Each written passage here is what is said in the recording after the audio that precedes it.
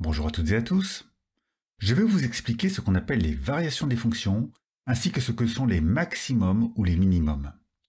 C'est le genre de questions qu'on se pose quand on étudie une fonction telle que celle-ci.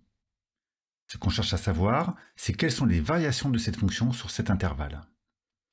Ici, elle est croissante, là, elle est décroissante, et là, elle est à nouveau croissante. En gros, elle monte ou elle descend. Ne vous inquiétez pas, on verra une définition plus rigoureuse que ça après. Ce qui va nous intéresser aussi, ce sont les extrémums, c'est-à-dire les maximums ou les minimums. Par exemple, ici on a un maximum, et ici on a un minimum. C'est pareil, on verra une définition rigoureuse de ces notions après. Le but de cette introduction est de vous faire comprendre simplement l'objet de notre étude.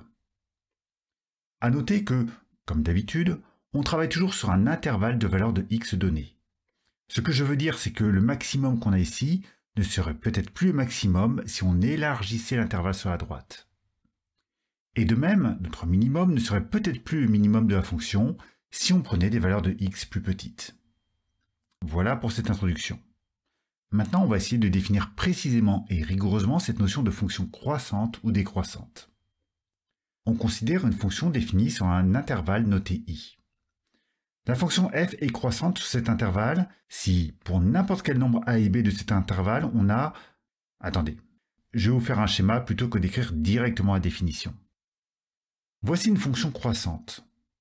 Et voici deux nombres réels a et b. Le nombre a est plus petit que le nombre b. Je l'écris au-dessus dans la définition. Qu'est-ce que ça donne pour les images de a et de b? Regardez, voilà les images des nombres a et b. L'image de A est inférieure à celle de B. Donc, f de A est inférieur à f de B. Et c'est donc ça qui permet de définir une fonction croissante. Si A est inférieur à B, alors f de A est inférieur à f de B. Maintenant qu'on a vu la définition d'une fonction croissante, on va pouvoir passer à celle d'une fonction décroissante. Considérons deux nombres A et B, et on va supposer que c'est A le plus petit nombre. Regardons ce que cela donne sur un schéma. Voici une fonction décroissante et de nombres réels a et b, tels que a est inférieur à b. Ici, on a l'image de a, et là, c'est l'image de b. Et on voit ici qu'avec une fonction décroissante, si a est inférieur à b, alors f de a est supérieur à f de b. Voilà pour les définitions des fonctions croissantes ou décroissantes. Ce qu'il faut absolument retenir, c'est que pour une fonction croissante, l'inégalité est conservée, alors que pour une fonction décroissante, l'inégalité est retournée. Et concrètement, comment est-ce qu'on fera pour démontrer qu'une fonction est croissante ou décroissante sur un intervalle appelé i? Eh bien déjà, on choisira deux lettres pour désigner deux nombres quelconques de cet intervalle, et on définira lequel est le plus petit. Pour montrer que f est croissante sur i, il faut réussir à montrer que f de a est inférieur à f de b. De même, pour montrer que f est décroissante, on essaiera de démontrer que f de a est supérieur à f de b. Et pour ça, l'astuce ultra importante à retenir, c'est qu'il faut calculer f de a moins f de b. C'est un grand classique avec les inégalités. On essaie de voir ce que ça donne avec l'expression algébrique de la fonction. Alors, il y a différentes techniques de calcul qu'on verra au fur et à mesure. Mais si on arrive à la fin à démontrer que c'est négatif, alors c'est gagné. Ça voudra dire que f de a est inférieur à f de b, et donc que la fonction est croissante sur i, car l'inégalité est conservée. Et si à l'inverse c'est positif, ça voudra dire que la fonction est décroissante, car l'inégalité est retournée. Voilà pour cette notion de variation, de fonction croissante ou décroissante.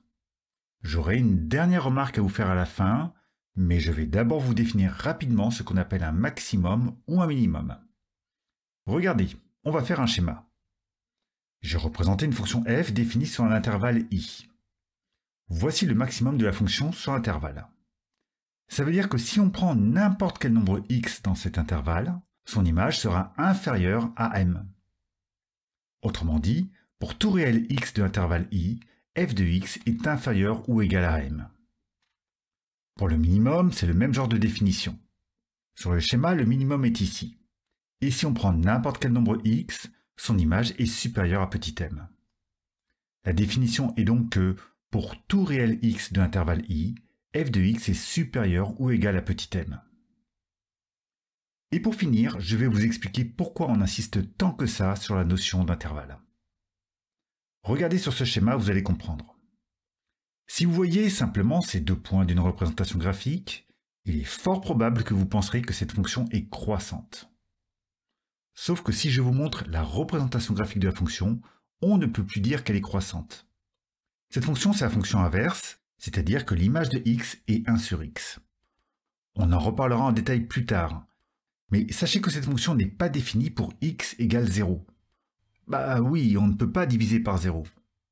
Donc la fonction est définie sur l'intervalle allant de moins infini à 0, ou sur l'intervalle allant de 0 à plus infini. Les crochets sont ouverts sur 0, ça signifie qu'on ne peut pas prendre le nombre 0. La fonction est donc définie sur deux intervalles. Sur l'intervalle allant de moins infini à 0, elle est décroissante, et sur l'intervalle allant de 0 à plus infini, elle est aussi décroissante.